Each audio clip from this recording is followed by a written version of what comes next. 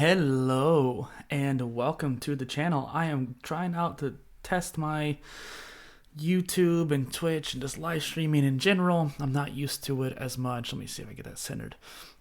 And so I just wanted to talk about doing knowledge management today and trying to double check before I really get into it whether or not I'm actually streaming. So, oh, that's not good. Okay, I need to lock those. Stop. I just want to move the window. Okay, so the thing is, knowledge management is a aspect to life that allows you to organize each and every individual facet of your life. Whenever you are creating content or doing journaling or even just living the life that you want to live as a multidisciplinary person, you have to have, let me see if I can decrease the size of this. Too much. You have to have a way to organize all of that. And I found that knowledge management is the key to doing it. Using tools like Notion or Obsidian are the ways to doing it. Now, I'm not sure exactly if this is actually going through or not. I need to double check. It does not say I am live. Oh, I am live on Twitch. Cool. So the idea behind knowledge management is allowing yourself to find ways of like, okay, I like this, this, and this. Well, how do I go about actually pursuing those different things over the course of my life? And I need to check this real quick before I really feel comfortable getting into the topic. How do I check whether or not I'm live? It doesn't say I'm live. Shorts, maybe. Live. I guess I'm not live on YouTube Shorts. Maybe it'll show up later and I can use this for clips. All right. How I got into knowledge management. Let's go with that. That's the title of the video here, and I just want to go into it with you. Hopefully someone comes in and starts chatting. The idea behind why I got into it is because I wanted to find a way to organize my self-education. I started out with my do-it-yourself modular degree. I used to call it the DIY degree. And this is back in like 2017-ish or so like that. And I decided I don't want to go to college. I want to pursue my own education. And I found myself kind of stuck. I was like, how do I pursue my own education? There's not really like anybody really doing it out there. I soon found out there was a few people who kind of did it, and I wrote about them. I made videos about them. And that's kind of how I started the YouTube channel as well. But I found myself like, okay, I have edX and Coursera especially, but even FutureLearn, Udacity, and even Stack Skills too. And I had all these different courses that I wanted to take, literally over 400 courses, hundreds and hundreds of courses. And I'm like, how do I organize them? How do I prioritize them? And how do I sort them based on what taxonomy too do I choose? And so I found myself thinking, okay, I want to do semesters like a traditional degree. I could do sprints, or you could do it topic-based as well. I ended up doing my semesters as kind of like a dual topic. So I've always really liked this idea of science and philosophy combined together, so I would often try to incorporate that into my semesters. So I think at one point I had like Buddhist philosophy and quantum physics together, for example. And that's kind of an extreme example, but I just wanted to give you a picture, paint the picture. And I found that creating a list is one thing, but then sorting it was a whole other aspect. And really at the time I was just using Google Sheets because I was used to some databases, if you will, but I wasn't really used to anything fancy. I wasn't doing super fancy Excel stuff or anything like that. And then I had this list. I realized I could sort them into different tabs, like having different sheets for different semesters. And then I had the master sheet as well. But there was no way to like group them together, so I couldn't just like collapse a group and clear off my screen and focus just on one thing. And I found myself moving to Airtable, and I still use Airtable for a lot of things nowadays. Even the PolyTools channel that I run, all the tools are listed out in Airtable. And while I would want to find an alternative so I can beat their pricing plans because I don't want to pay $30 a month just for more than 1,000 items. But my point is I was able to group things together into different semesters, but again, you can choose whatever taxonomy you want. And that was a really powerful change. Having a new tool allowed me to reorganize and reimagine what it meant for me to make this. And eventually I moved on to Notion. And Notion's where I really started getting my kick for knowledge management, project management, and even task management too. And while I'm still not great at task management, it's one of those things where some people just aren't really used to tasks. And if you have good enough project management, you probably don't necessarily always need tasks to orient yourself to do stuff. I work off my calendar, for example. But I wanted a way to show things onto my calendar, or at the very least have a calendar in the app. And that was kind of the other thing where I wanted to pursue this course on this day. And eventually around this time too, I'm also creating my content production ecosystem as well, which when you're creating at least one YouTube channel, now I have 3, and then 1 or 2 podcasts like I have now, and then all the blog posts that I wanted to create, as well as some other series that I had and newsletters. There's all these different content types and pillars that I wanted to organize, and each one needs its own tab really to have its own series and have its own sequential list. And that way, each sequential list, I can prioritize which ones need to go out first that are more either prudent for SEO purposes or prudent for future books or courses or digital products that I wanted to create. And so this organization for the content management system needed to be really strong. Notion allowed me to create this intricate database, and I had the calendar view, which now links to Google Notion Calendar, which is really great. I wish it would show it up on my Google Calendar, but I'm not sure if there's a setting I need to turn on. But essentially, even on Notion Calendar at least, I have on each day I can choose, like, I want this thing at the top, and I just drag it down each day, pick a time that I want to work on. Because what I had done is that I would give each blog post a different date, and it allowed me to choose whether or not I wanted to do it on this day, and if I missed a day, I could pretty easily shift them all down. I wish it was easier than this, but I could literally just drag and drop each one and push them all back. And while that was still a lot of work, it was a lot better than what other tools had provided. Capacities and Obsidian weren't allowing me to do that particular fix, if that makes sense. And even now, I'm still in Obsidian, but I just do less planning on which days I do it. On my calendar, I just say make a blog post, and then I go into my list and I choose from that first phase. And so I kind of added these new techniques to fix that. We can get into that later though. And so at this time, I'm building up the Modular Degree, I'm building up my content ecosystem, so I have this input and output, and I start doing less courses. I stopped doing as much learning, and I probably should go back to doing more learning. But I started realizing too that I was only tracking courses, and yet I'm listening to podcasts, reading books, watching YouTube videos to learn, and I wasn't keeping track of learning all this different stuff. And while I don't necessarily think you need to make notes on every single piece of content you consume, it would probably benefit you to do something like that. And I say you, but also me, myself. And so having a system that tracks, if you're watching a 30-minute video, you're taking up 30 minutes of your time, or at least 15 if you're speeding it up. And you might want to write down a lesson you've learned from that. And then if you watch multiple videos and podcasts and courses and books and audiobooks around that same topic, then you could take that little piece of knowledge using something like Cortex, which is a new tool that came out, and you have a little idea note that you took from one piece and an idea note you took from another piece, and you could put them together and synthesize a new idea. And that's where that bi-directional linking from like Rome Research, or my particular opinion, Obsidian's better for that. It allows you to kind of link those together by tagging or other methodologies, but allowing you to take those little ideas that you get from one video and really coming together into something new. And Cortex is really kind of meant for the content creators as well, because you can take those ideas and turn them into content. And that's really kind of one of the main philosophies of Cortex. And I think it's cortex.co is the URL if you're interested. And so this idea of creating an ecosystem of content, organizing all my learning, and creating that kind of funnel from the input and output was really motivating me. So I started working on the holistic system. Well, I realized, especially since Ali Adal talked about it a lot, I think Thomas Franklin as well, like they had the yearly notes, and they were doing stuff, reviewing the last year, planning out the next year. And then I haven't seen really anybody talk about quarterly notes or quarterly alignment, but I think it's one of the more powerful ones. And while I still need to work on the template myself, I think for others to use, I've really kind of come down to Ikigai and the 4 pillars. And the 4 pillars is a philosophy I created for self-development over a decade ago at this point. But I really incorporated it into this quarterly layer of the PIOS, which I'll get to what that is in a moment. But 4 pillars are the mind, body, spirit, and emotions. These 4 pillars are the major aspects of your life, and how you incorporate those 4 pillars into your life is very important. And that's why every quarter you kind of have to do this analysis of yourself. Are you really pursuing your spiritual development, your physical development, your mental development? Are you really understanding your emotions or understanding the emotions of others? Do you have that EQ?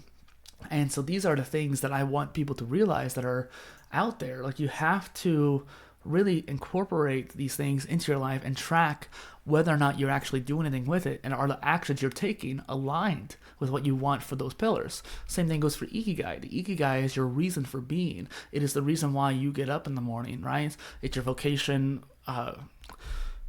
like job, like what the world needs, what you're good at, what you enjoy doing, and then if you can make money off of it, that kind of thing, and a combination of those 4 areas. And so it's more professional, whereas the 4 pillars is more personal. And then the monthly layer. The monthly layer, I found myself really starting to focus on my Now Page vlogs that I do. And the Now Page is this system I created, this series I created based off of Derek Sivers' idea of a Now Page. A Now Page is basically you just share what's going on in your personal, professional lives. You have a couple paragraphs, and you just update it once a month. Well, I found that I was doing that for a couple months, and I was like, I want to turn this into a series. And I realized just like a month ago that I was literally doing monthly notes without realizing it. I called it something else. I called it content. But really, it was my personal notes that I was just making public. And so I definitely think that a lot of people they just do daily notes. They don't do the yearly, quarterly, monthly, weekly, and daily notes. And there's a cool plugin on Obsidian called Journals that allows you to do those different layers. And so monthly talks about the projects and the goals. And within those projects and goals, you have your tasks. And that's where you can start to really kind of get into the minute details if you want to. And you can start planning out, what am I going to get done this month? And then how do I go about doing that? And so right now, a goal of mine is to get a job so I can save up around $5,000 so I can move to Austin, right? That's a pretty big goal, but it's a goal that I've had for a while, and I'm much closer to doing it. I just need to get the income at this point. But a project of mine was working on the website. I needed to get that website revamped, redone, because the old site was getting kind of clustered, if you will, and it wasn't really showcasing what it needed to, which is like the newsletter and the membership. Not to mention the actual blog posts that I'm spending so much effort on. And then we go down to the weekly layer, which is systems and habits. And I've changed this system quite a bit over the last few years, and I actually just recently redid it completely. But the systems and habits layer is something I really kind of need to work on. I need to find a way to make a habit tracker kind of built into this system, but you can incorporate whatever habit tracker you want. It's just a matter of trying to do your habits every day. Like I do my Duolingo every day, although the notifications are pretty strong on here, which help quite a bit. But I want to have a way of incorporating that gamification the rest of my life. So maybe I'll do Habitica or something like that. However, the other aspect is weekly planning notes, and I still don't really quite do those as much. I'll be completely upfront about that. I focus more on the other notes at this point, but weekly notes I think are powerful because that way it allows you to plan out each day a little bit more effectively. Like, this is what I need to get done this day, blah, blah, blah, blah, and then the next week you can move things over if you didn't get it done. Or if you did get it done, you can plan the next one. Finally, you have the fifth layer, the daily layer, and that's content and networking. And so I really started changing the system quite a bit, because before I had the modular degree on the same layer as the content, but I moved the modular degree to the mind pillar on the second layer. So let's go back to the second layer just real quick so I can make sure I go over it, because I changed this since the last video I made even. The quarterly layer, you have the body, which is your exercise workout plan. It's not really the habit tracker of exercise. It's the actual system that you are following, whatever framework, either a personal trainer or yourself or your app that you're using on your phone. That's where you keep that plan for your body. You might also keep your nutritional facts there too and keep track of some of that data. Then you have the mind pillar, which is your learning. This is like the stimulation of your brain. That's where I put the modular degree. It's a great fit. You're learning, you're keeping yourself stimulated. Cool. The spirit pillar, I have meditations and koans, which are like Buddhism, I guess you could say, studies. And you can focus on those koans and try to understand them. If you try to understand them, you probably won't, but that's kind of the point. It's like a challenge, a stimulation for the meditative side of yourself.